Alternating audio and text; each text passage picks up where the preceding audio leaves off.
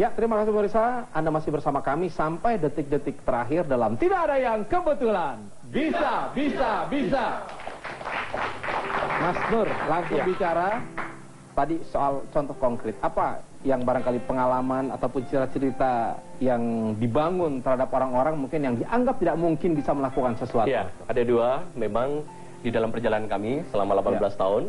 Dan saya juga bersama Mbak Cici Tegal di sini juga bahwa ada dua hal yang bisa kita sikapi dalam CSR. Pertama adalah kita memberikan training. Nanti kapan-kapan Bapak Ibu yang ada di rumah, yuk kita bisa berbagi. Karena acara ini pun juga acara bagaimana kita berbagi. Bukan berbicara apa yang kita miliki, tapi apa yang kita bisa berbagikan atau apa yang kita bisa sharingkan. Nah di situ ada dua. Pertama, kami membuat Islamic Center yang ada di Jakarta ini dan buat Merapi.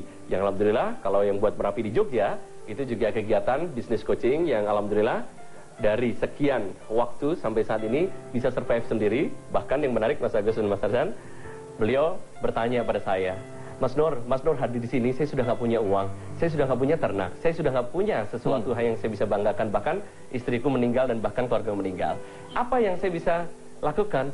Ya Anda harus memberikan sesuatu. Saya nggak punya apa-apa, hanya satu saya bilang. Berikan sesuatu semangat bahwa Anda tidak mengeluh, Anda sudah memberikan. Nah, saat dia tidak mengeluh, saat itu baru saya kasih bisnis atau berikan satu contoh bisnis coaching. Entah itu bikin restoran, entah bikin sesuatu yang membuat mereka bisa memberikan satu kontribusi besar. Akhirnya mengatakan, ternyata yang membuat berhasil bukan karena Mas Nur Cahyo, bukan karena apa yang diajari, tapi yang membuat berhasil adalah karena satu, tidak mengeluh, kedua, karena aku tidak akan pernah pelit untuk berbagi dari apapun yang saya jumpai. Subhanallah. Ya. Baik, sekarang kita akan berikan kesempatan. Oh, ada yang bertanya ya? Ada yang bertanya, kelihatannya silakan. Baik, Assalamualaikum warahmatullahi wabarakatuh. Waalaikumsalam. Singkat saja Mas Nur. Entrepreneur itu harus tenang untuk mengambil keputusan. Iya.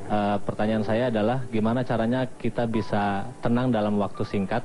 Mungkin Mas Nur memiliki metode-metode sendiri. Wah, luar biasa ya. Jadi memang menarik, terima kasih Mas Yan. Satu hal yang cukup yang membuat kita juga jadi yakin bahwa ternyata bagaimana memunculkan tips.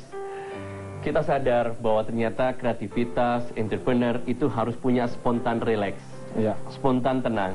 Karena sadar benar, tenang itu efeknya 3. Pertama, hormon endorfin kita, hormon kenikmatan yang dikeluarkan di kelenjar pituitari ini yang membuat kita jadi nyaman. Apa itu tanda-tandanya nyaman?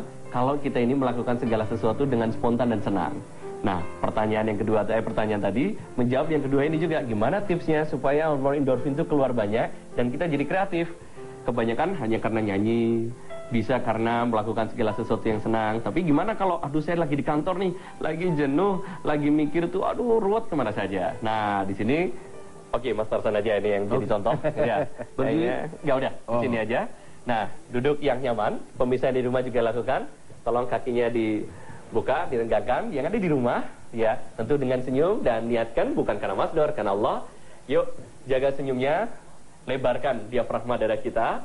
Kita akan lakukan senam nafas atau fitness kolbu, di mana ini adalah spontan bagaimana ciptakan atau menciptakan rileks.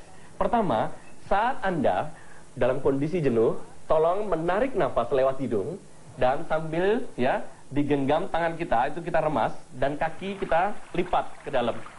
Dan pada saat kita remas, mulut dan seluruh wajah kita kerutkan. Contoh.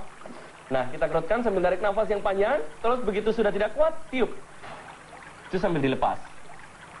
Saya ulangi, dikerutkan benar, yaitu ada 4 titik sebetulnya. Nanti di rumah dicoba ya, atau sekarang dicoba. Pertama adalah tangan, kedua kaki, ya. Ketiga, wajah kita dikerutkan sampai dikerutkan. Yang terakhir keempat sebenarnya pantat. Mohon maaf, pantat atau bokong itu dikerutkan ke depan atau ke atas. Mohon maaf saya nggak bisa contohkan bentuknya ya, tapi minimal kita bisa lakukan ya untuk dilatih untuk tarik. Oke, yuk, tarik nafas yang panjang ya.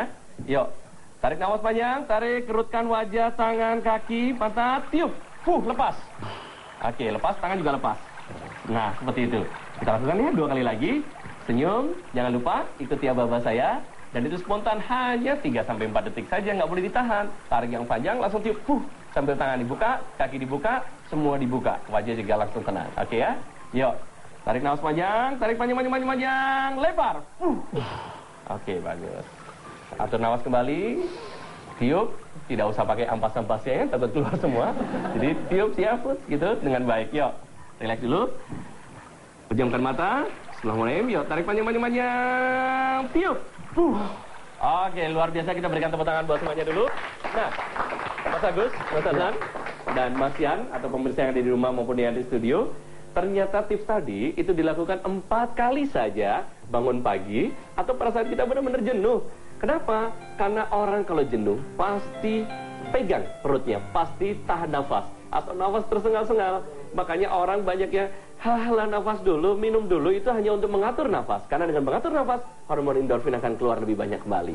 Nah, tadi secara spontan hormon endorfin bisa keluar 70%.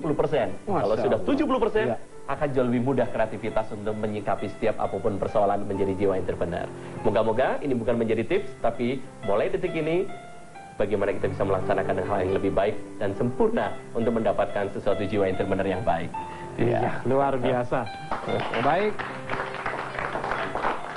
Nah pemirsa, kita tadi sudah membahas, ya selesai apa yang disampaikan, Mas Nur sudah memberikan tanggapan-tanggapan bagaimana kita itu, diri kita memiliki yang namanya potensi entrepreneur. Allah Subhanahu wa Ta'ala menitipkan bakat, potensi dalam diri kita. Yeah. Apabila kita tidak bisa memanfaatkan dengan baik, maka sebenarnya kita tergolong orang-orang yang menzolimi diri kita sendiri. Yeah. Manfaatkanlah itu. Tidak ada kata terlambat dan kita semua pasti bisa melakukan.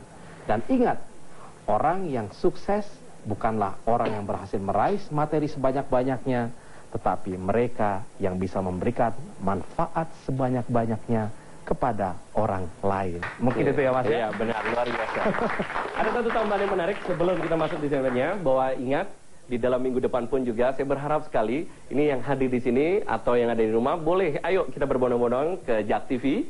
Ya, karena ini TV ini adalah TV Jakarta, TV milik kita, di mana bahwa kita datang di sini, bagaimana kita menentukan masa depan untuk bangsa kita, dan masa depan bahwa Jakarta bisa menjadi contoh teladan, menjadi jiwa entrepreneur, bisa memberikan yang terbaik buat bangsa kita. Yuk kita berikan tepuk tangan dan berikan yang terbaik. Ya, terima kasih. Insya Allah minggu depan kita akan berbicara tentang spiritualitas dalam berbisnis. Assalamualaikum warahmatullahi wabarakatuh.